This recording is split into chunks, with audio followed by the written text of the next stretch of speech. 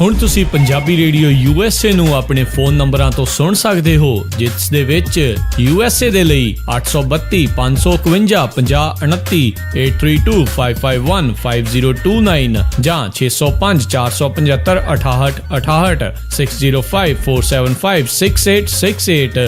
Toronto Canada ਦੇ ਲਈ 6479579633, British Columbia Canada ਲਈ 7786560460 ਜਾਂ 6046709696, ਕੈਲਗਰੀ ਕੈਨੇਡਾ ਦੇ ਲਈ 5873150587, ਇਟਲੀ ਦੇ ਲਈ 396899970694, ਪਾਕਿਸਤਾਨ ਦੇ ਲਈ 92021371300612, UK ਦੇ ਲਈ 3300101100, 3300101100, ਜਰਮਨੀ ਦੇ ਲਈ 51180904041511 80904041, ਫਰਾਂਸ ਦੇ ਲਈ 3318014255,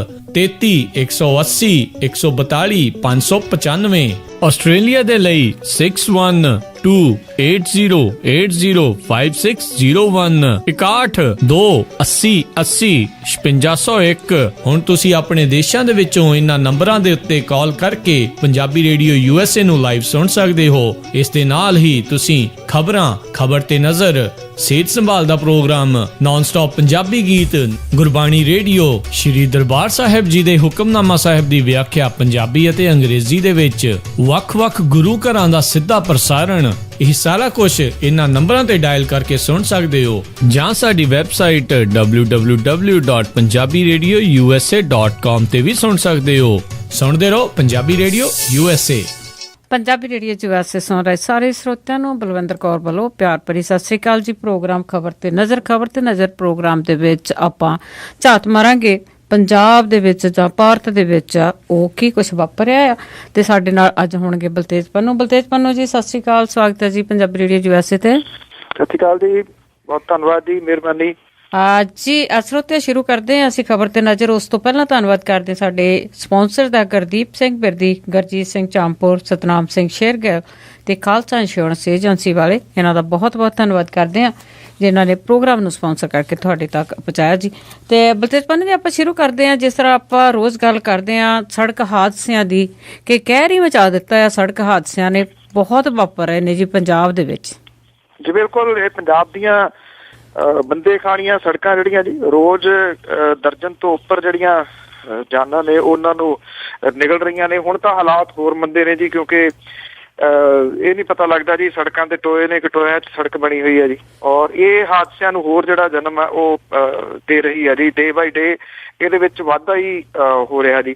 ਲੋਕ ਜਿਹੜੇ ਨੇ, ਲੋਕਾਂ ਦਾ ਵੀ ਕਸੂਰ ਬਹੁਤ ਵੱਡਾ ਜੀ। ਲੋਕ ਸਮਝ ਨਹੀਂ ਰਹੇ ਜੀ, ਇੰਨੀ ਤੇਜ਼ ਜਾਂ ਜਿਹੜੇ ਰੂਲ ਰੈਗੂਲੇਸ਼ਨ ਨੇ ਉਹਨਾਂ ਨੂੰ ਕੋਈ ਫੋਲੋ ਜਿਹੜਾ ਜੀ ਉਹ ਕਰਨ ਦੇ ਵਾਸਤੇ ਤਿਆਰ ਨਹੀਂ ਹੈ। ਪਤਾ ਨਹੀਂ ਕਿਹੜੀ ਅੱਗ ਲੱਗੀ ਹੋਈ ਹੈ ਜੀ ਜਿੱਥੇ ਲੋਕਾਂ ਨੇ ਪਹੁੰਚਣਾ ਇੰਨੀ ਤੇਜ਼ ਜਾ ਕੇ, ਕਿਤੇ ਵੀ ਪਹੁੰਚਦੇ ਨਿਗੇ ਜੀ। ਕਿਤੇ ਸੜਕ ਦੇ ਉੱਤੇ ਲਿਖਿਆ ਹੋਇਆ ਸੀਗਾ ਜੀ ਵੀ ਤੁਸੀਂ ਹੌਲੀ ਚੱਲੋ, ਤੇਜ਼ ਚੱਲਣ ਵਾਲੇ ਤਾਂ ਕਦੋਂ ਦੇ ਪਹੁੰਚ ਵੀ ਗਏ, ਤੇ ਪਹੁੰਚਦੇ ਜਿਹੜੇ ਜੀ ਉਹ ਤੁਹਾਨੂੰ ਪਤਾ ਹੀ ਕਿੱਥੇ ਪਹੁੰਚਦੇ ਨੇ ਜੀ। ਸੋ ਤਕਰੀਬਨ ਦਰਜਨ ਤੋਂ ਉੱਪਰ ਹਾਦਸਿਆਂ ਦੇ ਵਿੱਚ ਜਿਹੜੀ ਹੈ ਜੀ ਇਹ 12 ਦੇ ਕਰੀਬ ਜਿਹੜੀਆਂ ਮੌਤਾਂ ਨੇ ਉਹ ਪਿਛਲੇ 24 ਘੰਟਿਆਂ ਦੇ ਵਿੱਚ ਹੋਈਆਂ ਨੇ। ਫਰੀਦਕੋਟ ਦੇ ਵਿੱਚ ਇੱਕ ਹਾਦਸਾ ਹੋਇਆ ਜੀ ਜਿਹਦੇ ਵਿੱਚ 6 ਜਾਣਿਆਂ ਦੀ ਮੌਕੇ ਦੇ ਉੱਤੇ ਹੀ ਮੌਤ ਹੋਈ ਹੈ। ਹੁਸ਼ਿਆਰਪੁਰ ਦੇ ਵਿੱਚ 3 ਨੌਜਵਾਨਾਂ ਦੀਆਂ ਜਾਨਾਂ ਜਿਹੜੀਆਂ ਨੇ ਜੀ ਉਹ ਗਈਆਂ ਨੇ। ਫਰੀਦਕੋਟ ਦੇ ਵਿੱਚ ਸਾਦਕ ਰੋਡ ਦੇ ਉੱਤੇ ਫੌਜੀ ਛਾਉਣੀ ਦੇ ਨਜ਼ਦੀਕ PRTC ਦੀ ਬੱਸ ਤੇ ਫੌਜ ਦੇ ਟਰੱਕ ਦੀ ਟੱਕਰ ਹੋਈ ਹੈ, ਜਿਹਦੇ ਵਿੱਚ 3 ਫੌਜੀਆਂ ਸਣੇ 6 ਜਾਣਿਆਂ ਦੀ ਮੌਕੇ ਦੇ ਉੱਤੇ ਹੀ ਮੌਤ ਹੋਈ ਹੈ। 11 ਜਾਣੇ ਇਹਦੇ ਵਿੱਚ ਬਹੁਤ ਬੁਰੇ ਤਰੀਕੇ ਦੇ ਨਾਲ ਜਿਹੜੇ ਉਹ ਜ਼ਖਮੀ ਹੋਏ ਨੇ। ਔਰ ਜਿਹੜਾ ਹਾਦਸੇ ਦੀ ਲਪੇਟ ਦੇ ਵਿੱਚ 2 ਮੋਟਰਸਾਈਕਲ ਸਵਾਰ ਵੀ ਆ ਗਏ ਜੀ, ਜਿਨ੍ਹਾਂ ਵਿੱਚੋਂ 2 ਦੀ ਜਿਹੜੀ ਉਹ ਮੌਕੇ ਦੇ ਉੱਤੇ ਹੀ ਮੌਤ ਜਿਹੜੀ ਹੈ ਜੀ ਹੋ ਗਈ। ਇਸੇ ਤਰੀਕੇ ਦੇ ਨਾਲ ਹੁਸ਼ਿਆਰਪੁਰ ਦੇ ਨੇੜੇ 3 ਨੌਜਵਾਨ ਜਿਹੜੇ ਨੇ ਉਹਨਾਂ ਦੀਆਂ ਜਾਨਾਂ ਜਿਹੜੀਆਂ ਜੀ ਉਹ ਗਈਆਂ ਨੇ। ਇਹ ਮਹਿੰਗਰੋਵਾਲ ਦੇ ਕੋਲੇ ਇੱਕ ਬੱਸ ਦੀ ਫੇਟ ਜਿਹੜੀ ਆ ਵੱਜੀ ਹੈ, ਜਿਹੜੇ ਮੋਟਰਸਾਈਕਲ ਸਵਾਰ 3 ਨੌਜਵਾਨ ਜਿਹੜੇ ਉਹਨਾਂ ਦੀ ਮੌਤ ਹੋ ਗਈ। 3 ਜਾਣੇ ਉਹਦੇ ਉੱਤੇ ਜਿਹੜਾ ਉਹ ਮਹਿੰਗਰੋਵਾਲ ਤੋਂ ਸੈਂਚਾਂ ਨੂੰ ਜਿਹੜਾ ਉਹ ਜਾ ਰਹੇ ਸੀਗੇ ਜੀ, ਮਿੰਨੀ ਬੱਸ ਤੇ ਉਹਨਾਂ ਨੂੰ ਫੇਟ ਜਿਹੜੀ ਆ ਉਹ ਮਾਰੀ। ਇਸੇ ਤਰੀਕੇ ਦੇ ਨਾਲ ਚੰਡੀਗੜ੍ਹ ਦੇ ਨੇੜੇ ਤੇੜੇ ਦੇ ਏਰੀਏ ਦੇ ਵਿੱਚ ਜਿਹੜੇ ਜੀ ਉਹ ਹਾਦਸਿਆਂ ਦੇ ਵਿੱਚ ਜਿਹੜੀਆਂ 7 ਜਾਨਾਂ ਉਹ ਗਈਆਂ ਨੇ ਜੀ। ਬਨੂੜ ਦੇ ਕੋਲੇ ਇੱਕ ਜਿਹੜਾ ਸਟੂਡੈਂਟ ਹੈ ਉਹਦੀ ਜਿਹੜਾ ਵਹੀਕਲ ਦੀ ਉਡੀਕ ਕਰ ਰਿਹਾ ਸੀਗਾ ਜੀ, ਕੋਈ ਅਣਪਛਾਤਾ ਜਿਹੜਾ ਵਹੀਕਲ ਸੀਗਾ ਉਹਨੇ ਉਹਦੇ ਮਾਰਿਆ ਜੀ ਉਹਦੇ ਵਿੱਚ, ਔਰ ਕਾਫੀ ਦੂਰ ਤੱਕ ਘੜੀਸਦੀ ਉਹ ਕਾਰ ਜਾਂ ਜੋ ਵੀ ਸੀ ਉਹ ਲੈ ਗਈ, ਔਰ ਉਸ ਤੋਂ ਬਾਅਦ ਕਾਰ ਸਵਾਰ ਉਤਰਿਆ, ਦੇਖੋ ਉਹਦੀ ਡੈੱਡ ਬੋਡੀ ਨੂੰ ਕੱਢਿਆ, ਸਾਈਡ ਤੇ ਕਰਕੇ ਕਾਰ ਭਜਾ ਕੇ ਲੈ ਗਿਆ ਜੀ। ਔਰ ਇਹ ਕੋਈ ਵੀ ਜਿਹੜਾ ਜੀ ਇੱਥੇ ਗ੍ਰਿਫਤਾਰੀ ਜਿਹੜੀ ਆ ਉਹ ਨਹੀਂ ਹੋਈ ਇਸ ਹਾਦਸੇ ਦੇ ਵਿੱਚ। ਔਰ 7 ਤੇ 9 ਤੁਸੀਂ ਅੰਦਾਜ਼ਾ ਲਾ ਸਕਦੇ ਹੋ ਕਿੰਨੀਆਂ ਡੈਥ ਜਿਹੜੀਆਂ 24 ਘੰਟਿਆਂ ਦੇ ਵਿੱਚ ਪੰਜਾਬ ਦੇ ਵਿੱਚ ਹੋਈਆਂ ਨੇ। ਸਭ ਤੋਂ ਵੱਡੀ ਮੁਸ਼ਕਲ ਇਹ ਆ ਜਿਹਦਾ ਬਾਰ-ਬਾਰ ਆਪਾਂ ਜ਼ਿਕਰ ਕਰਦੇ ਹਾਂ, ਕਿਸੇ ਪਾਰਟੀ ਦੇ ਏਜੰਡੇ ਦੇ ਉੱਤੇ ਇਹ ਮਸਲਾ ਅਜੇ ਤੱਕ ਹੈ ਨਹੀਂਗਾ ਜੀ, ਵੀ ਕਿੰਨੀ ਕੁ ਦੇਰ ਤੱਕ ਇਹ ਸੜਕੀ ਅੱਤਵਾਦ ਜਿਹੜਾ ਜਾਰੀ ਰਹਿਣਾ। ਅੱਜ ਹੀ ਜਦੋਂ ਤੋਂ ਆਪਾਂ ਖਬਰਾਂ ਕਰਦੇ ਹਾਂ, ਇਹੀ ਆਪਣੀਆਂ ਖਬਰਾਂ ਰੋਜ਼ ਹੀ ਇੱਕ ਨਾ ਦੀ ਜਾਂ 5-7 ਇਸ ਤਰ੍ਹਾਂ ਦੀਆਂ ਮੌਤਾਂ ਹੁੰਦੀਆਂ ਆ ਕਿ ਜਿਹੜੀਆਂ ਤੁਸੀਂ ਸੱਚ ਕਹਿੰਦੇ ਆ ਕਿ ਜਿਹੜੀਆਂ ਸੜਕਾਂ ਆ ਉਹ ਬੰਦੇ ਖਾਣੀਆਂ ਆ, ਅਣਿਆਈ ਮੌਤੇ ਲੋਕ ਜਿਹੜੇ ਮਰ ਰਹੇ ਆ। ਤੇ ਅੱਗੇ ਆਪਾਂ ਜੇ ਜੰਮੂ ਕਸ਼ਮੀਰ ਦੇ ਵਿੱਚ ਜਿਹੜੀ ਭਾਜਪਾ ਤੇ PDP ਦਾ ਗੱਠ ਜੋੜਿਆ ਉਹਦੇ ਵਿੱਚ ਬਹੁਤ ਵਿਵਾਦ ਵੱਧ ਗਿਆ ਤੇ ਲੱਗਦਾ ਕਿ ਇਹਨਾਂ ਨੂੰ ਇਹ ਗੱਠ ਜੋੜਿਆ ਜਿਹੜਾ ਮਹਿੰਗਾ ਬਹੁਤ ਪਊਗਾ। ਜਿੱਦਣ ਇਹ ਗੱਠਜੋੜ ਦੀ ਗੱਲ ਚੱਲ ਰਹੀ ਸੀ, ਤੁਹਾਨੂੰ ਯਾਦ ਹੋਣਾ ਮੈਂ ਉਦੋਂ ਹੀ ਕਿਹਾ ਸੀਗਾ ਕਿ ਇਹ 2 ਪਾਰਟੀਆਂ ਉਹ ਨੇ ਜੀ ਜਿਹਦਾ ਮੂੰਹ ਇੱਕ ਪਾਸੇ ਨੂੰ ਆ, ਦੂਜੀ ਦਾ ਮੂੰਹ ਜਿਹੜਾ ਜੀ ਉਹ ਦੂਜੇ ਪਾਸੇ ਨੂੰ ਆ। ਇਹ ਤੁਹਾਨੂੰ ਯਾਦ ਹੋਵੇ ਤਾਂ ਮੈਂ ਕਿਹਾ ਸੀਗਾ ਕਿ ਨੈਟ ਦੇ ਉੱਤੇ ਮੈਂ ਇੱਕ ਫੋਟੋ ਦੇਖੀ ਸੀ ਵੀ ਇੱਕ ਬਹੁਤ ਮੋਟੀ ਜਿਹੜੀ ਔਰਤ ਸੀ, ਉਹ ਪਤਲੇ ਜਿਹੇ ਬੰਦੇ ਨਾਲ ਉਹਦਾ ਵਿਆਹ ਹੋ ਰਿਹਾ ਸੀਗਾ। ਸੋ ਇਹ ਏਦਾਂ ਦਾ ਗੱਠਜੋੜ ਹੈ ਜੀ ਇਹ, ਜਿਹੜਾ ਕਿਸੇ ਪੱਖੋਂ ਵੀ ਜਿਹਨੂੰ ਇਹ ਨਹੀਂ ਕਿਹਾ ਜਾ ਸਕਦਾ ਕਿ ਇੱਥੇ ਇਹ ਜਿਹੜਾ ਜੀ ਉਹ ਚੱਲ ਸਕਦਾ। ਅਸਲ ਦੇ ਵਿੱਚ ਤਾਂ ਜਿਹੜੀ ਸਰਕਾਰ ਬਣਦਿਆਂ ਸਾਰੀ ਮੁੱਖ ਮੰਤਰੀ ਦਾ ਜਿਹੜਾ ਬਿਆਨ ਆ ਗਿਆ ਸੀਗਾ ਉਹਨੇ ਤੱਤੇ ਪਾਣੀ ਦੇ ਵਿੱਚ ਪਾਇਆ ਭਾਰਤੀ ਜਨਤਾ ਪਾਰਟੀ ਨੂੰ, ਪਰ ਭਾਰਤੀ ਜਨਤਾ ਪਾਰਟੀ ਕਿਸੇ ਤਰੀਕੇ ਦੇ ਨਾਲ ਉਹ ਤੋਂ ਖਹਿੜਾ ਜਿਹੜਾ ਸੀ ਉਹ ਛੁਡਾ ਗਈ। ਇਹ ਕਹਿਤਾ ਕਿ ਸਾਡਾ ਉਹਦੇ ਨਾਲ ਕੋਈ ਸੰਬੰਧ ਨਹੀਂ ਹੈ। ਹੁਣ ਨਵਾਂ ਜਿਹੜਾ ਵਿਵਾਦ ਉਹਦੀ ਦੋਨਾਂ ਪਾਰਟੀਆਂ ਦੇ ਵਿਚਾਲੇ ਉਪਜਿਆ ਜੀ, ਜੰਮੂ ਕਸ਼ਮੀਰ ਦੀ ਸਰਕਾਰ ਨੇ ਇੱਕ ਖਤਰਨਾਕ ਜਿਹੜਾ ਵੱਖਵਾਦੀ ਹੈ ਜੀ ਮਸਰਤ ਆਲਮ ਉਹਨੂੰ ਰਿਹਾ ਕਰਤਾ ਜੀ। ਉਹਦੇ ਖਿਲਾਫ ਜੰਗ ਛੇੜਨ ਸਣੇ ਦਰਜਨ ਦੇ ਕਰੀਬ ਮਾਮਲੇ ਜਿਹੜੇ ਦਰਜ ਨੇ ਤੇ ਉਹਦੇ ਉੱਤੇ 10 ਲੱਖ ਰੁਪਏ ਦਾ ਇਨਾਮ ਵੀ ਸੀਗਾ ਜੀ। 2008 ਤੇ 2010 ਦੇ ਵਿੱਚ ਜੰਮੂ ਘਾਟੀ ਦੇ ਵਿੱਚ ਪੱਥਰਬਾਜ਼ੀ ਅੰਦੋਲਨ ਦੀ ਅਗਵਾਈ ਕਰਨ ਵਾਲਾ 44 ਸਾਲਾ ਮਸਰਤ ਆਲਮ ਜਿਹੜਾ ਜੀ ਉਹਨੂੰ ਬਾਰਾਮੂਲਾ ਜ਼ਿਲ੍ਹਾ ਜੇਲ੍ਹ ਦੇ ਵਿੱਚੋਂ ਬਾਹਰ ਕੱਢਿਆ ਗਿਆ। ਉੱਥੋਂ ਉਹਨੂੰ ਸ਼ਹੀਦਗੰਜ ਥਾਣੇ ਦੇ ਵਿੱਚ ਲਾਇਆ ਗਿਆ ਜਿੱਥੇ ਉਹਨੂੰ ਪਰਿਵਾਰ ਦੇ ਹਵਾਲੇ ਕਰ ਦਿੱਤਾ ਗਿਆ ਜੀ। ਆਲਮ ਇੱਕ ਸਮੇਂ ਗਰਮ ਖਿਆਲੀ ਨੇਤਾ ਸੈਯਦ ਅਲੀ ਸ਼ਾਹ ਗਿਲਾਨੀ ਦਾ ਨੇੜਲਾ ਮੰਨਿਆ ਜਾਂਦਾ ਹੁੰਦਾ ਸੀਗਾ। ਸਾਲ 2008 ਤੋਂ ਲੈ ਕੇ 10 ਦੇ ਵਿੱਚ ਪੱਥਰਬਾਜ਼ੀ ਅੰਦੋਲਨ ਦੇ ਵਿੱਚ ਸ਼ਾਮਲ ਦਰਜਨਾਂ ਹੋਰ ਸਿਆਸੀ ਕੈਦੀਆਂ ਨੂੰ ਰਿਹਾ ਕੀਤਾ ਜਿਹੜਾ ਉਹ ਜਾ ਰਿਹਾ ਜੀ। ਮੁੱਖ ਮੰਤਰੀ ਮੁਫਤੀ ਮੁਹੰਮਦ ਸਈਦ ਨੇ ਕਿਹਾ ਕਿ ਜਿਨ੍ਹਾਂ ਸਿਆਸੀ ਕੈਦੀਆਂ ਖਿਲਾਫ ਅਪਰਾਧਿਕ ਕੇਸ ਨਹੀਂ ਹਨ ਉਹ ਜਿਹੜੇ ਦੀ ਉਹ ਛੱਡ ਦਿੱਤੇ ਜਾਣ। ਆਲਮ ਜਿਹੜਾ ਕਿ ਜੰਮੂ ਕਸ਼ਮੀਰ ਮੁਸਲਿਮ ਲੀਗ ਦਾ ਮੁਖੀਆ ਦੀ ਰਿਹਾਈ ਦੇ ਹੁਕਮ ਜਿਹੜੇ ਨੇ ਉਹ ਗ੍ਰਹਿ ਵਿਭਾਗ ਦੇ ਵੱਲੋਂ ਉਹ ਜਿਹੜੇ ਜਾਰੀ ਕੀਤੇ ਗਏ ਨੇ। ਉਧਰ ਮਸਰਤ ਆਲਮ ਦੀ ਰਿਹਾਈ ਤੋਂ ਜੰਮੂ ਕਸ਼ਮੀਰ ਸਰਕਾਰ ਦੇ ਵਿੱਚ PDP ਦੀ ਭਾਈਵਾਲ ਭਾਜਪਾ ਜਿਹੜੀ ਹੈ ਜੀ ਉਹ ਔਖੀ ਹੈ। ਭਾਜਪਾ ਵਿਧਾਇਕ ਰਵਿੰਦਰ ਰੈਣਾ ਨੇ ਕਿਹਾ ਕਿ ਰਿਹਾਈ ਦੇ ਨਾਲ ਗੱਠਜੋੜ ਦੇ ਲਈ ਖਤਰਾ ਜਿਹੜਾ ਉਹ ਖੜਾ ਹੋ ਗਿਆ।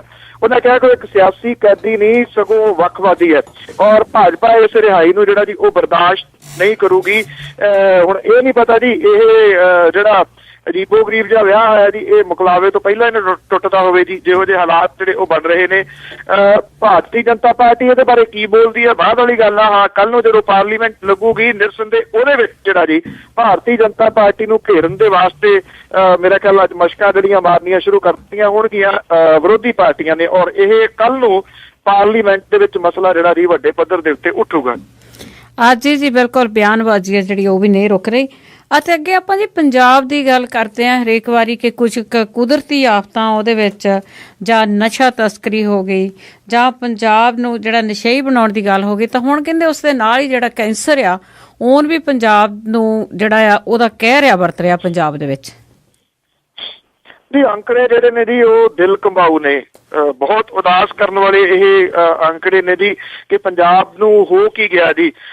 ਜਿਹੜਾ ਕਿਸੇ ਸਮੇਂ ਤੰਦਰੁਸਤਾਂ ਦਾ ਸੂਬਾ ਜਿਹੜਾ ਗਿਣਿਆ ਜਾਂਦਾ ਹੁੰਦਾ ਸੀਗਾ ਅੱਜ ਬਿਮਾਰੀਆਂ ਹੀ ਬਿਮਾਰੀਆਂ ਨੇ ਜੀ। ਹਰ ਪੱਖ ਤੋਂ ਜਿਹੜਾ ਪੰਜਾਬ ਹੈ ਨਾ ਜੀ ਉਹ ਮਰ ਰਿਹਾ।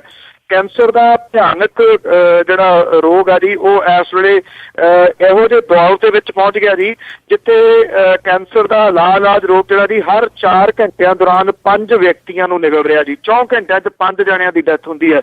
ਕੈਂਸਰ ਦੇ ਨਾਲ ਰੋਜ਼ 30 ਲੋਕ ਜਿਹੜੇ ਨੇ ਉਹ ਮਰ ਰਹੇ ਨੇ। ਰਾਈਟ ਟੂ ਇਨਫੋਰਮੇਸ਼ਨ ਐਕਟ ਜਿਹੜੀ ਹੈ ਜੀ ਜਾਣਕਾਰੀ ਜਿਹੜੀ ਕੈਂਸਰ ਰਿਸਰਚ ਸੈਕਸ਼ਨ ਹੈ ਉਹਦੇ ਕੋਲ ਮਿਲੀ ਹੈ ਜੀ ਕਿ ਪੰਜਾਬ ਕੈਂਸਰ ਦੇ ਮਾਮਲੇ ਦੇ ਵਿੱਚ ਪੀੜਤ ਰਾਜਾਂ ਦੇ ਵਿੱਚੋਂ 15ਵੇਂ ਥਾਂ ਦੇ ਉੱਤੇ ਆਉਂਦਾ ਹੈ। ਭਾਰਤ ਸਰਕਾਰ ਦੇ ਸਿਹਤ ਵਿਭਾਗ ਦੇ ਵੱਲੋਂ Indian council of medical science ਦੇ ਅੰਕੜਿਆਂ ਦੇ ਆਧਾਰ ਦੇ ਉੱਤੇ 2014 ਦੀ ਜਿਹੜੀ ਜਾਣਕਾਰੀ ਆ ਉਹਦੇ ਅਨੁਸਾਰ ਪਿਛਲੇ ਸਾਲ ਪੰਜਾਬ ਦੇ ਵਿੱਚ ਕੈਂਸਰ ਤੋਂ ਪੀੜਤ 25,026 ਵਿਅਕਤੀਆਂ ਦੀ ਪਛਾਣ ਹੋਈ ਸੀ। ਇਹਦੇ ਵਿੱਚੋਂ 11,011 ਵਿਅਕਤੀਆਂ ਦੀ ਮੌਤ ਜਿਹੜੀ ਹੈ ਉਹ ਹੋ ਗਈ ਹੈ। ਪਿਛਲੇ ਵੇਲੇ ਪੰਜਾਬ ਦੇ ਵਿੱਚ ਕੈਂਸਰ ਪੀੜਤਾਂ ਦੇ ਵੱਲੋਂ 40% ਸਾਲ 2014 ਦੇ ਦੌਰਾਨ ਮੌਤ ਹੋਈ ਸੀ, ਜਦੋਂ ਕਿ ਬਾਕੀ ਬਚੇ 14,000 ਜਿਹੜੇ ਪੀੜਤਾਂ ਦੀ ਹੋਣੀ ਦੇ ਅੰਕੜੇ ਜਿਹੜੇ ਉਹ ਮਿਲ ਨਹੀਂ ਰਹੇ। ਪੰਜਾਬ ਦੇ ਵਿੱਚ ਕੈਂਸਰ ਦੇ ਨਾਲ ਰੋਜ਼ 30 ਵਿਅਕਤੀ ਮਾਰੇ ਜਾਣ ਦੀ ਜਿਹੜੀ ਹੈ ਐਵਰੇਜ ਹੈ ਇਸ ਵੇਲੇ। ਉੱਤਰ ਪ੍ਰਦੇਸ਼ ਸਾਰੇ ਰਾਜਾਂ ਤੋਂ ਕੈਂਸਰ ਨਾਲ ਸਭ ਤੋਂ ਵੱਧ ਪੀੜਤ ਹੈ। ਪਿਛਲੇ ਵਰੇ ਯੂਪੀ ਦੇ ਵਿੱਚ ਕੈਂਸਰ ਦੇ ਨਾਲ 82,121 ਮੌਤਾਂ ਹੋਈਆਂ ਸੀਗੀਆਂ, ਪਰ ਉੱਤਰ ਪ੍ਰਦੇਸ਼ ਤੇ ਪੰਜਾਬ ਦਾ ਜੇ ਆਪਾਂ ਲਾਈਏ ਤਾਂ ਉੱਤਰ ਪ੍ਰਦੇਸ਼ ਬਹੁਤ ਵੱਡਾ ਸੂਬਾ ਹੈ। ਪੰਜਾਬ ਤਾਂ ਚਿੜੀ ਦੇ ਪਹੁੰਚੇ ਜਿਹੜਾ ਹੈਗਾ ਜੀ, ਇੱਥੇ ਇੰਨੀਆਂ ਡੈਥ ਜਿਹੜੀਆਂ ਨੇ ਜੀ ਉਸ ਹਿਸਾਬ ਦੇ ਨਾਲ ਬਹੁਤ ਜ਼ਿਆਦਾ ਨੇ। ਯੂਪੀ ਦੇ ਵਿੱਚ ਕੈਂਸਰ ਦੇ ਨਾਲ ਜਿਹੜੇ ਰੋਜ਼ 225 ਵਿਅਕਤੀ ਜਿਹੜੇ ਉਹ ਮਰ ਰਹੇ ਨੇ, ਔਰ ਹਰ ਘੰਟੇ 9 ਵਿਅਕਤੀਆਂ ਨੂੰ ਕੈਂਸਰ ਜਿਹੜਾ ਜੀ ਇੱਥੇ ਨਿਕਲ ਰਿਹਾ। ਹਰਿਆਣਾ ਦੇ ਵਿੱਚ ਕੈਂਸਰ ਦੇ ਨਾਲ ਰੋਜ਼ 28 ਲੋਕ ਮਰ ਰਹੇ ਨੇ। ਇੱਕ ਹੋਰ ਗੁਆਂਢੀ ਰਾਜ ਹਿਮਾਚਲ ਪ੍ਰਦੇਸ਼ ਵੀ ਪਿਛਲੇ ਵਰੇ ਕੈਂਸਰ ਦੇ ਨਾਲ ਪੀੜਤ 6230 ਵਿਅਕਤੀ ਜਿਹੜੇ ਸਾਹਮਣੇ ਆਏ, 2744 ਜਿਹੜੇ ਨੇ ਉਹਨਾਂ ਦੀ ਮੌਤ ਹੋ ਚੁੱਕੀ ਆ। ਰਾਜ ਦੇ ਵਿੱਚ ਕੈਂਸਰ ਦੇ ਨਾਲ ਹਰੇਕ ਦਿਨ ਤਕਰੀਬਨ 7 ਲੋਕ ਜਿਹੜੇ ਨੇ ਉਹ ਮਰ ਰਹੇ ਨੇ। ਯੂਪੀ ਤੋਂ ਬਾਅਦ ਇਸ ਬਿਮਾਰੀ ਦੀ ਸਭ ਤੋਂ ਵੱਧ ਪੀੜਤ ਮਹਾਰਾਸ਼ਟਰ ਹੈ ਜੀ। ਇਹਦੇ ਵਿੱਚ ਪਿਛਲੇ ਸਾਲ ਕੈਂਸਰ ਤੋਂ 1,02,101 ਲੋਕ ਜਿਹੜੇ ਸਾਹਮਣੇ ਆਏ ਸੀ, ਜਿਹਦੇ ਵਿੱਚੋਂ ਤਕਰੀਬਨ 45,000 ਲੋਕ ਜਿਹੜੇ ਨੇ ਉਹਨਾਂ ਦੀ ਡੈਥ ਮਹਾਰਾਸ਼ਟਰ ਦੇ ਵਿੱਚ ਹੋ ਚੁੱਕੀ ਹੈ। ਅੱਜ ਜੀ ਤੇ ਅੱਗੇ ਜੀ ਆਪਾਂ ਗੱਲ ਕਰੀਏ ਭਰੂਣ ਹੱਤਿਆ ਦੀ, ਸਪੈਸ਼ਲੀ ਪੰਜਾਬ ਦੀ ਗੱਲ ਕਰੀਏ ਕਿ ਪੰਜਾਬ ਦੇ ਵਿੱਚ ਜਿਹੜੀ ਅਸੀਂ ਸਾਡੇ ਤੇ ਇਹ ਇੱਕ ਧੱਬਾ ਹੀ ਰਿਹਾ ਆ ਕਿ ਕੁੜੀਆਂ ਨੂੰ ਜਿਹੜਾ ਕੁੱਖਾਂ ਦੇ ਵਿੱਚ ਮਾਰਨਾ ਆ। ਕੀ ਕਾਰਨ ਹੈ ਕਿ ਪੰਜਾਬੀਆਂ ਨੇ ਰਾਜਸਥਾਨ ਵੱਲ ਰੁਖ ਕੀਤਾ ਹੈ ਇਸ ਦਾ? ਜੀ ਇਹ ਜਿਹੜੇ ਚਿੜੀਆਂ ਦੇ ਚੰਬੇ ਨੇ ਜੀ, ਉਹਨਾਂ ਨੂੰ ਆਪਣਿਆਂ ਤੋਂ ਖਤਰਾ ਜਿਹੜਾ ਜੀ ਉਹ ਨਿਰੰਤਰ ਬਣਿਆ ਹੋਇਆ। ਪੰਜਾਬ ਦੇ ਵਿੱਚ ਕੁੱਖ 'ਚ ਧੀਆਂ ਮਾਰਨ ਦੇ ਮਾਮਲੇ ਦੇ ਵਿੱਚ ਇਹ ਦੇਸ਼ 'ਚੋਂ ਚੌਥੇ ਨੰਬਰ ਦੇ ਉੱਤੇ ਜਿਹੜਾ ਜੀ ਆ ਗਿਆ। ਔਰ ਪੰਜਾਬ ਦੇ ਵਿੱਚ ਜਦੋਂ ਤੋਂ ਭਰੂਣ ਹੱਤਿਆ ਦੇ ਮਾਮਲੇ ਸੰਬੰਧੀ ਸਖਤੀ ਜਿਹੜੀ ਆ ਵਧੀ ਆ, ਉਦੋਂ ਤੋਂ ਪੰਜਾਬੀ ਜਿਹੜੇ ਨੇ ਜੀ ਉਹ ਰਾਜਸਥਾਨ ਵੱਲ ਨੂੰ ਰੁਖ ਕਰਨ ਲੱਗੇ ਨੇ ਜੀ। ਕੇਂਦਰ ਸਰਕਾਰ ਨੇ ਜਿਹੜਾ ਹਾਲਾਤ ਨੂੰ ਦੇਖਦੇ ਹੋਏ ਹੁਣ ਪੰਜਾਬ ਨੂੰ ਬੇਟੀ ਬਚਾਓ ਬੇਟੀ ਪੜ੍ਹਾਓ ਸਕੀਮ ਦੇ ਤਹਿਤ ਸਭ ਤੋਂ ਵੱਧ ਪੈਸਾ ਜਿਹੜਾ ਜੀ ਉਹ ਜਾਰੀ ਕੀਤਾ। ਜਿਹੜਾ ਕੇਂਦਰੀ ਸਿਹਤ ਮੰਤਰਾਲਾ ਉਹਦੇ ਇੱਕ ਵੇਰਵਿਆਂ ਦੇ ਅਨੁਸਾਰ ਪੰਜਾਬ ਦੇ ਵਿੱਚ ਦਸੰਬਰ 2014 ਤੱਕ PNDT ਐਕਟ ਦੇ ਤਹਿਤ 127 ਕੇਸ ਦਰਜ ਹੋਏ ਨੇ। PNDT ਐਕਟ ਲਾਗੂ ਹੋਣ ਤੋਂ ਦਸੰਬਰ 2014 ਤੱਕ ਸਿਰਫ 28 ਕੇਸਾਂ ਦੇ ਵਿੱਚ ਮੁਲਜ਼ਮਾਂ ਨੂੰ ਸਜ਼ਾ ਹੋਈ ਹੈ, ਸਿਰਫ 28 ਨੂੰ। ਔਰ ਲੰਘੇ 6 ਸਾਲਾਂ ਦੇ ਵਿੱਚ ਸਿਰਫ 2 ਕੇਸਾਂ ਦੇ ਵਿੱਚ ਸਜ਼ਾ ਹੋਈ ਹੈ। ਪੰਜਾਬ ਦੇ ਹਰ ਕੋਨੇ ਦੇ ਵਿੱਚ ਜਿਹੜਾ ਜੀ ਕੌਮਾਂਤਰੀ ਮਹਿਲਾ ਦਿਵਸ ਜਿਹੜਾ ਉਹ ਮਨਾਇਆ ਜਾਣਾ, ਪਰ ਪੰਜਾਬ ਦੀ ਹਕੀਕਤ ਜਿਹੜੀ ਹੈ ਜੀ ਉਹ ਕੁਝ ਹੋਰ ਹੀ ਦੱਸਦੀ ਹੈ। ਦੇਸ਼ ਤੋਂ ਪਹਿਲੇ ਨੰਬਰ ਦੇ ਉੱਤੇ ਰਾਜਸਥਾਨ ਹੈ, ਜਿੱਥੇ ਕਿ ਭਰੂਣ ਹੱਤਿਆਵਾਂ ਦੇ 595 ਕੇਸ ਦਰਜ ਹੋਏ ਨੇ। ਰਾਜਸਥਾਨ ਦੇ ਵਿੱਚ 37 ਕੇਸਾਂ ਦੇ ਵਿੱਚ ਸਜ਼ਾ ਹੋਈ ਹੈ। ਪੰਜਾਬ ਦੇ ਬਹੁਤੇ ਲੋਕ ਜਿਹੜੇ ਨੇ ਜੀ ਭਰੂਣ ਹੱਤਿਆ ਦੇ ਵਾਸਤੇ ਰਾਜਸਥਾਨ ਜਾਂਦੇ ਨੇ। ਦੇਸ਼ 'ਚੋਂ ਦੂਜਾ ਨੰਬਰ ਮਹਾਰਾਸ਼ਟਰ ਦਾ ਹੈ, ਜਿੱਥੇ ਹੁਣ ਤੱਕ 496 ਕੇਸ ਜਿਹੜੇ ਉਹ ਦਰਜ ਹੋਏ ਨੇ। ਤੀਜਾ ਨੰਬਰ ਯੂਪੀ ਦਾ, 137 ਕੇਸ ਜਿਹੜੇ ਇੱਥੇ ਦਰਜ ਹੋਏ ਨੇ। ਪੰਜਾਬ ਇਸ ਵੇਲੇ ਚੌਥੇ ਨੰਬਰ ਤੇ ਆ। ਪੰਜਾਬ ਦੇ ਵਿੱਚ ਧੀਆਂ ਨੂੰ ਕੁੱਖ ਦੇ ਵਿੱਚ ਮਾਰਨ ਲਈ ਸਾਲ 2011 ਦੇ ਵਿੱਚ 15, 12 ਚ 25, 13 ਚ 13 ਕੇਸ ਦਰਜ ਹੋਏ, ਜਦੋਂ ਕਿ ਕੁੜੀ ਨੂੰ ਜੰਮਣ ਤੋਂ ਬਾਅਦ ਮਾਰਨ ਦੇ 3 ਵਰਿਆਂ ਦੇ ਵਿੱਚ 13 ਕੇਸ ਜਿਹੜੇ ਉਹ ਦਰਜ ਹੋਏ ਨੇ ਜੀ। 2014 ਤੱਕ ਭਰੂਣ ਹੱਤਿਆ ਵਿੱਚ ਸ਼ਾਮਲ ਡਾਕਟਰਾਂ ਤੋਂ ਸਿਰਫ 4 ਡਾਕਟਰਾਂ ਦੇ ਲਾਇਸੈਂਸ ਜਿਹੜੇ ਉਹ ਰੱਦ ਹੋਏ ਨੇ, ਸਿਰਫ 4 ਜੀ। ਔਰ ਸੂਤਰ ਜਿਹੜੇ ਨੇ ਜੀ ਉਹ ਦੱਸਦੇ ਨੇ ਕਿ ਕੇਸ ਤਾਂ ਪੁਲਿਸ ਦਰਜ ਕਰ ਲੈਂਦੀ ਹੈ, ਪਰ ਅਦਾਲਤਾਂ ਦੇ ਵਿੱਚ ਬਹੁਤੀ ਸਫਲਤਾ ਜਿਹੜੀ ਆ ਉਹ ਹੱਥ ਨਹੀਂ ਲੱਗਦੀ। ਉਹਦਾ ਰੀਜ਼ਨ ਇਹ ਹੈ ਜੀ, ਗਵਾਹ ਜਿਹੜੇ ਉਹ ਮੁੱਕਰ ਜਾਂਦੇ ਨੇ ਜਾਂ ਫਿਰ ਜਿਹੜੇ ਜੀ ਉਹ ਲਏ ਜਾਂਦੇ ਨੇ। ਇੱਕ ਫਿਲਮ ਆਈ ਹੈ ਜੀ ਕੁਦੇਸਣ, ਸ਼ਾਇਦ ਇਹ ਬਹੁਤਾ ਕੁਝ ਜਿਹੜਾ ਨਾ ਜੀ ਕਿਸੇ ਟਾਈਮ ਜ਼ਰੂਰ ਬਿਹਾਰ ਵਰਗੇ ਸੂਬਿਆਂ ਦੇ ਵਿੱਚ ਸੀਗਾ, ਪਰ ਅਸਲ ਜਿਹੜੀ ਅੱਜ ਕਹਾਣੀ ਆ ਜੀ ਉਹ ਪੰਜਾਬ ਦੀ ਵੀ ਕੁਝ ਇਹੋ ਜਿਹੀ ਜਿਹੜੀ ਆ ਜੀ ਉਹ ਕਹੀ ਜਾ ਸਕਦੀ ਹੈ। ਜੀ ਜੀ। ਅਤੇ ਅੱਗੇ ਜੀ ਆਪਾਂ ਤੁਸੀਂ ਕਾਫੀ ਟਾਈਮ ਪਹਿਲਾਂ ਵੀ ਦੱਸਿਆ ਸੀਗਾ, ਤਾਂ ਆਲਮੋਸਟ ਰੋਜ਼ ਹੀ ਗੱਲ ਕਰਦੇ ਸਵਾਈਨ ਫਲੂ ਦੀ, ਉਸ ਦਾ ਵੀ ਕਹਿਰ ਜਾਰੀ ਹੈ। ਬਿਲਕੁਲ ਜੀ, ਸਵਾਈਨ ਫਲੂ ਜਿਹੜਾ ਜੀ ਇਹਦਾ ਪੰਜਾਬ ਦੇ ਵਿੱਚ ਵੀ ਨਿਰੰਤਰ ਜਿਹੜਾ ਜੀ ਉਹ ਜਾਰੀ ਹੈ। ਛਾਪਿਆਂਵਾਲੀ ਦੇ ਵਿੱਚ ਇੱਕ ਜਿਹੜਾ ਜੀ ਆਇਆ ਹੋਇਆ ਸੀਗਾ NRI, ਜਿਹੜਾ ਕਿ ਯੂਨਾਨ ਤੋਂ ਆਇਆ ਸੀਗਾ ਜੀ, ਉਹਦੀ ਡੈਥ ਵੀ ਸਵਾਈਨ ਫਲੂ ਦੇ ਨਾਲ ਜਿਹੜੀ ਆ ਉਹ ਹੋ ਗਈ ਹੈ। ਔਰ ਮਾਝੇ ਦੇ ਵਿੱਚ ਇਹਦਾ ਕੁਝ ਕਹਿਰ ਜਿਹੜਾ ਜੀ ਉਹ ਜ਼ਿਆਦਾ। ਪਿਛਲੇ 2 ਦਿਨ ਦੇ ਵਿੱਚ ਹੀ 4 ਮੌਤਾਂ ਹੋਰ ਜਿਹੜੀਆਂ ਨੇ ਉਹ ਮਾਝੇ ਦੇ ਖੇਤਰ ਦੇ ਵਿੱਚ ਜਿਹੜੀਆਂ ਉਹ ਸਵਾਈਨ ਫਲੂ ਦੇ ਨਾਲ ਜਿਹੜੀਆਂ ਉਹ ਹੋ ਗਈਆਂ ਨੇ ਜੀ। ਔਰ ਜਿਹੜਾ ਜੇ ਨੈਸ਼ਨਲ ਲੈਵਲ ਦੀ ਗੱਲ ਕਰੀਏ ਤਾਂ ਜਿਹੜੀ ਇੱਕ ਫਿਲਮੀ ਅਦਾਕਾਰਾ ਸੋਨਮ ਕਪੂਰ, ਉਹ ਪਿਛਲੇ ਦਿਨਾਂ ਤੋਂ ਸਵਾਈਨ ਫਲੂ ਦੇ ਨਾਲ ਪੀੜਤ ਹਸਪੀਟਲ ਦੇ ਵਿੱਚ ਇਲਾਜ ਜਿਹੜਾ ਜੀ ਉਹ ਕਰਵਾ ਰਹੀ ਸੀ। ਔਰ ਹੁਣ ਉੱਤਰ ਪ੍ਰਦੇਸ਼ ਦੇ ਸਾਬਕਾ ਮੁੱਖ ਮੰਤਰੀ ਮੁਲਾਇਮ ਸਿੰਘ ਯਾਦਵ ਜਿਹੜੇ ਨੇ ਉਹਨਾਂ ਨੂੰ ਕੱਲ੍ਹ ਦਾ ਹਸਪੀਟਲ ਦੇ ਵਿੱਚ ਜਿਹੜਾ ਜੀ ਉਹ ਰੱਖਿਆ ਗਿਆ ਇੱਥੇ ਹਰਿਆਣੇ ਦੇ ਨਾਲ ਲੱਗਦੇ ਸੂਬੇ ਗੁੜਗਾਉਂ ਦੇ ਵਿੱਚ। ਔਰ ਇਹ ਕਿਹਾ ਜਾ ਰਿਹਾ ਜੀ ਕਿ ਉਹਨਾਂ ਦੇ ਵਿੱਚ ਵੀ ਸਵਾਈਨ ਫਲੂ ਦੇ ਲੱਛਣ ਜਿਹੜੇ ਨੇ ਉਹ ਪਾਏ ਗਏ ਨੇ। ਇੱਕ ਜਿਹੜਾ ਮੌਸਮ ਹੈ ਜੀ ਉਹ ਇਸ ਵਾਰੀ ਥੋੜਾ ਜਿਹਾ ਚੱਲ ਰਿਹਾ ਜੀ ਠੰਡਾ, ਅਜੇ ਡਿਲੇ ਹੈ ਜੀ ਜਿਹੜੀ ਗਰਮੀ ਉਹ ਵੀ ਇੱਕ ਰੀਜ਼ਨ ਜਿਹੜਾ ਜੀ ਕਿਹਾ ਜਾ ਸਕਦਾ ਕਿ ਡਾਕਟਰ ਕਹਿੰਦੇ ਨੇ ਕਿ ਜਦੋਂ ਗਰਮੀ ਹੋ ਗਈ ਸਵਾਈਨ ਫਲੂ ਦਾ ਕਹਿਰ ਜਿਹੜਾ ਜੀ ਉਹ ਘੱਟ ਜਾਂਦਾ, ਪਰ ਪਿਛਲੇ 24 ਘੰਟਿਆਂ ਦੇ ਦੌਰਾਨ ਫੇਰ ਪਏ ਮੀਂਹ ਨੇ ਜਿਹੜੀ ਹੈ ਜੀ ਉਹ ਠੰਡ ਫੇਰ ਵਾਪਸ ਜਿਹੜੀ ਲੈ ਆਉਂਦੀ ਹੈ ਤੇ ਮੌਸਮ ਜਿਹੜਾ ਜੀ ਉਹਦੇ ਕਰਕੇ ਵੀ ਕੁਝ ਜਿਹੜਾ ਅਸਰ ਹੈ ਸਵਾਈਨ ਫਲੂ ਦਾ ਜਿਉਂ ਦਾ ਤਿਉਂ ਜਾਰੀ ਹੈ।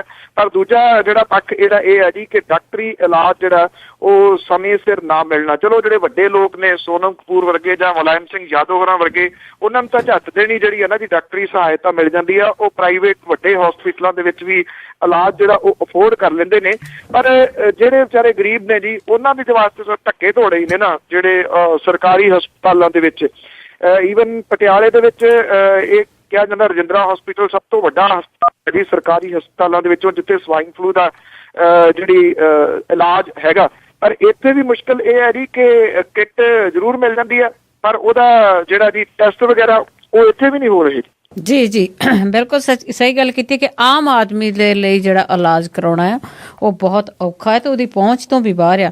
ਤੇ ਕੱਲ ਆਪਾਂ ਇੱਕ ਗੱਲ ਕੀਤੀ ਸੀਗੀ ਕਿ ਇੱਕ ਜੇਲ੍ਹ ਦੇ ਵਿੱਚੋਂ ਬੰਦੇ ਨੂੰ ਕੱਢ ਕੇ ਉੱਥੇ ਦੇ ਲੋਕਾਂ ਨੇ ਉਹਨੂੰ ਮਾਰ ਦਿੱਤਾ ਸੀਗਾ, ਉਹਨੂੰ ਬਿਲਕੁਲ ਬੇਇੱਜ਼ਤ ਕਰਕੇ ਮਾਰਿਆ ਗਿਆ ਸੀਗਾ। ਤੇ ਉੱਥੇ ਦੇ ਜਿਹੜੇ ਨਾਗਾਲੈਂਡ ਦੇ ਹਾਲਾਤ ਆ ਕਹਿੰਦੇ ਹਜੇ ਵੀ ਬੇਕਾਬੂ। ਨਾਗਾਲੈਂਡ ਦੀ ਵਪਾਰਕ ਰਾਜਧਾਨੀ ਹੈ ਜੀ ਇਹ ਦੀਮਾਪੁਰ।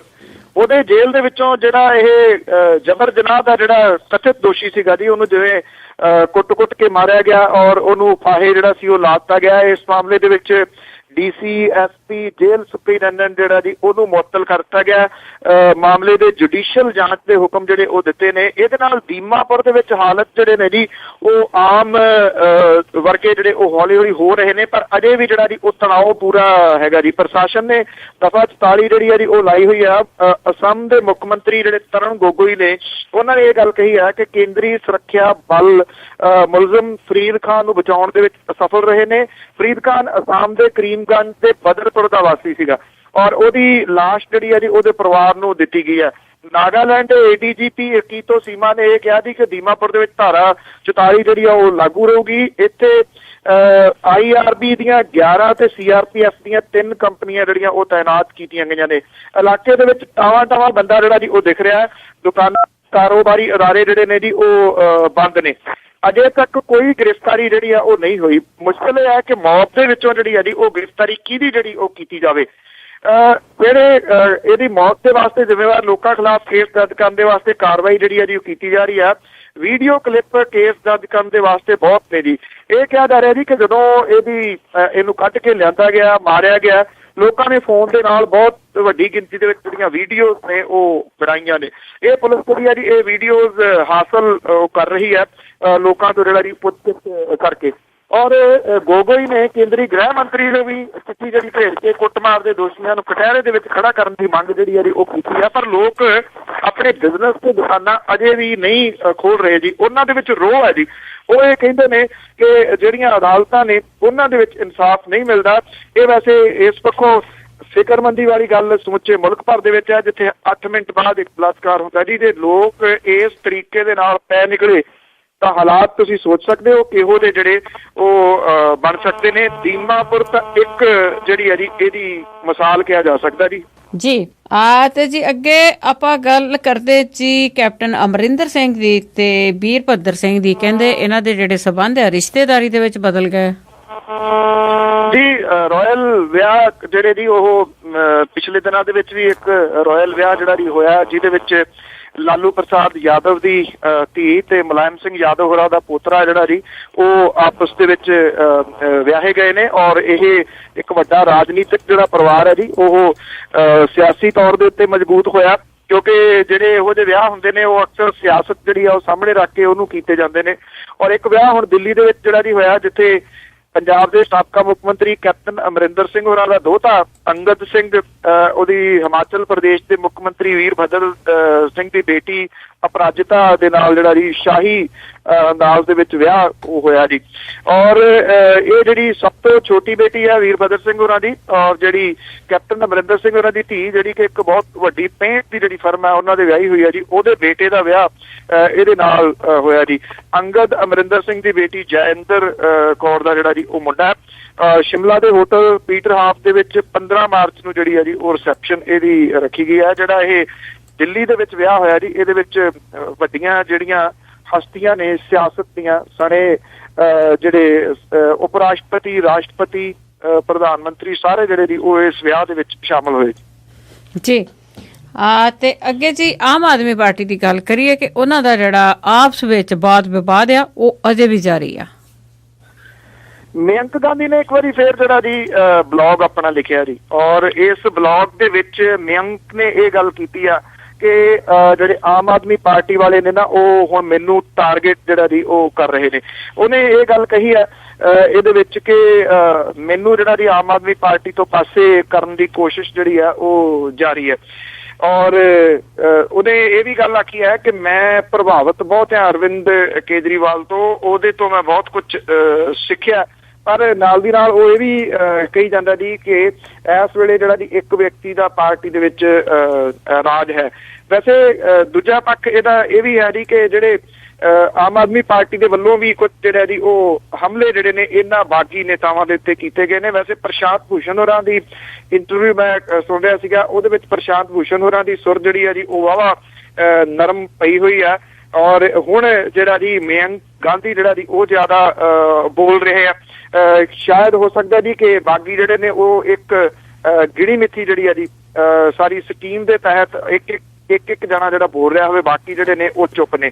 ਜਦੋਂ ਤਾਂ ਫੰਡ ਇਕੱਠੇ ਕਰਨੇ ਨੇ ਜੀ ਉਦੋਂ ਅਰਵਿੰਦ ਕੇਜਰੀਵਾਲ ਮੂਹਰੇ, ਜਦੋਂ ਮੁੱਕੇ ਘਸੁੰਨ ਖਾਣੇ ਨੇ ਉਦੋਂ ਵੀ ਅਰਵਿੰਦ ਕੇਜਰੀਵਾਲ ਮੂਹਰੇ, ਤੇ ਜੇ ਰਾਜ ਆ ਗਿਆ ਤੇ ਫਿਰ ਕਹਿੰਦੇ ਜੀ ਕਿ ਅਰਵਿੰਦ ਕੇਜਰੀਵਾਲ ਜਿਹੜਾ ਉਹ ਇਕੱਲਾ ਹੀ ਮੂਹਰੇ ਕਿਉਂ।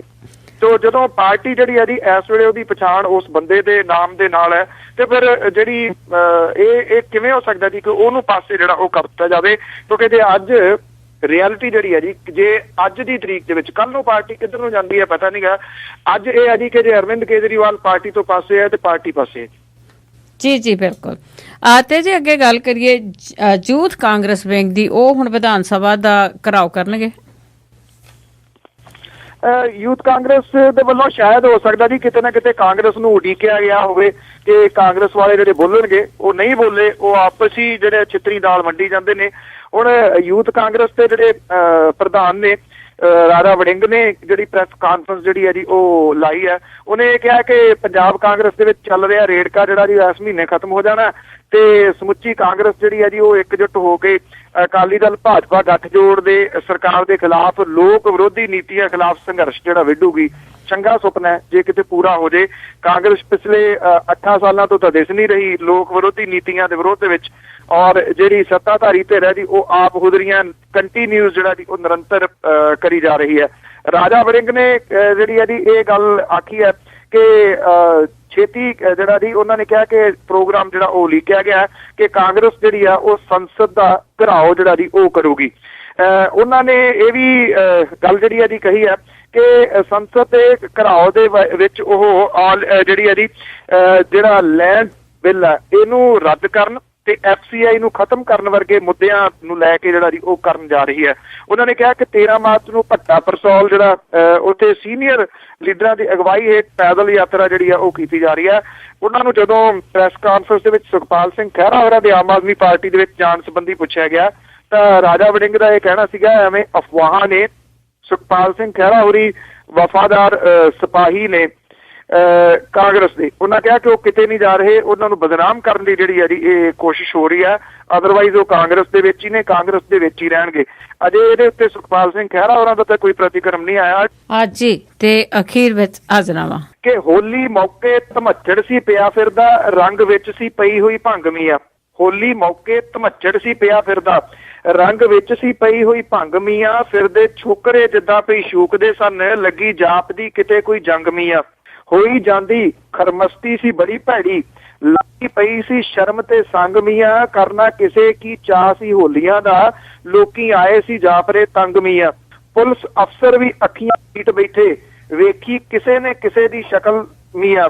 ਪੁਲਿਸ ਅਫਸਰ ਵੀ ਅੱਖੀਆਂ ਮੀਟ ਬੈਠੇ, ਵੇਖੀ ਕਿਸੇ ਦੀ ਕਿਸੇ ਨਾ ਸ਼ਕਲ ਮੀਆਂ, ਬੇਵਕੂਫੀ ਦੀ ਚੜ੍ਹਤ ਰਹੀ ਚੌਂ ਪਾਸੀ, ਬੈਠੀ ਡੁਸਕਦੀ ਪਈ ਸੀ ਅਕਲ ਮੀਆਂ। ਥੈਂਕ ਯੂ, ਧੰਨਵਾਦ ਜੀ। ਥੈਂਕ ਯੂ ਜੀ, ਸਤਿ ਸ਼੍ਰੀ ਅਕਾਲ ਜੀ। ਸਤਿ ਸ਼੍ਰੀ ਅਕਾਲ ਜੀ।